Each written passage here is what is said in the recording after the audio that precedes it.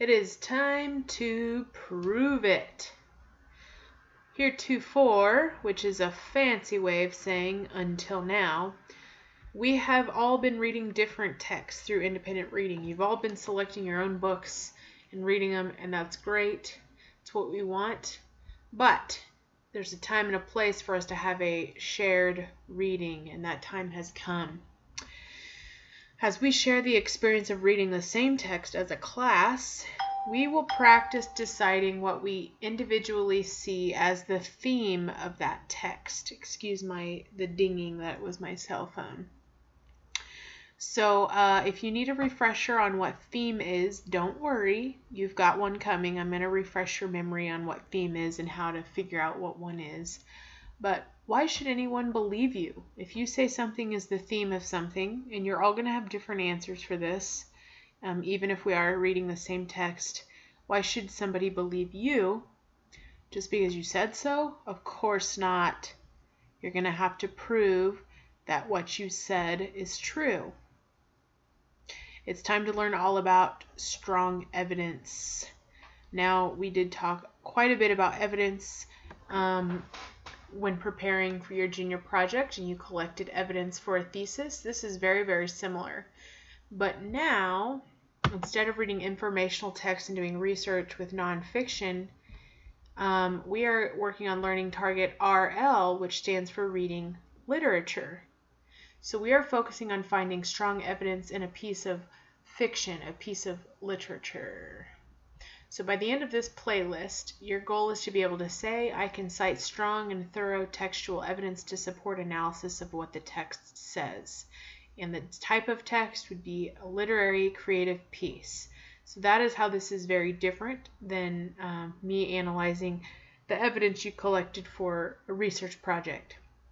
As always, please remember to use and reuse all of the resources in this playlist to help you master the learning target, as stated here. So speaking of mastering, let's take a look at how you will be graded. This is the proficiency scale we're using for this target. Let's start with a 3, because you're going to get 3 or higher if you're passing. So to pass, you need to be able to say, you need to independently articulate, which means to put into words, what you feel to be the most prominent emerging theme in a text. And you need to be able to support that theme with evidence from the text that directly supports that theme. Where are we next? To move up on the scale to a 4, which would be in a B range, you're doing all of this here. And also, you can explain exactly how each piece of evidence supports your theme. So not only are you providing evidence to support a theme, but you are explaining in your own words how that evidence proves your theme that you selected. So let's look at how to get to the very top. To get a 5, which is an A, above and beyond, you can do everything here, and you are going to turn your theme statement and some of your evidence into a review of the text, which includes your own response to that theme, and this review will be posted to Goodreads. And don't worry, I'll give you some guidance on how exactly you can do that to reach the top, which I hope you all will reach for, because you're all entirely capable of it. And that's a way of making a real-world connection, of doing this process and then reaching out to other readers online. Okay, so here is a very brief overview of this unit playlist that you will be completing. If you're preparing to collect evidence from a literary work, keep in mind, 1, you need to determine your purpose. And we are going to center our purpose around the theme of the text. So you need to determine what the theme is your first step. 2, you need to constantly bear this purpose in mind as you read.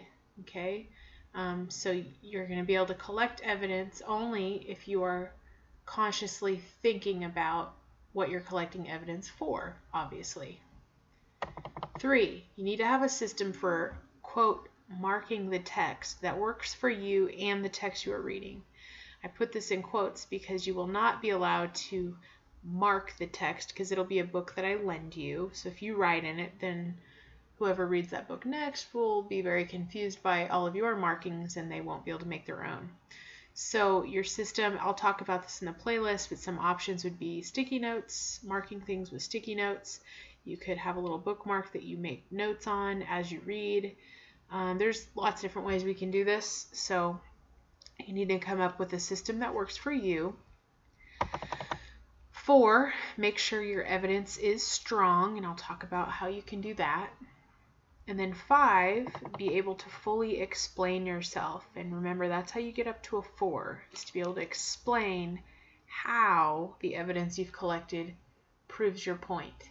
And that is the heart of literary analysis, explaining your reasoning in support of whatever statement you're making about a text. So all of these, as always, will be broken down thoroughly within this playlist.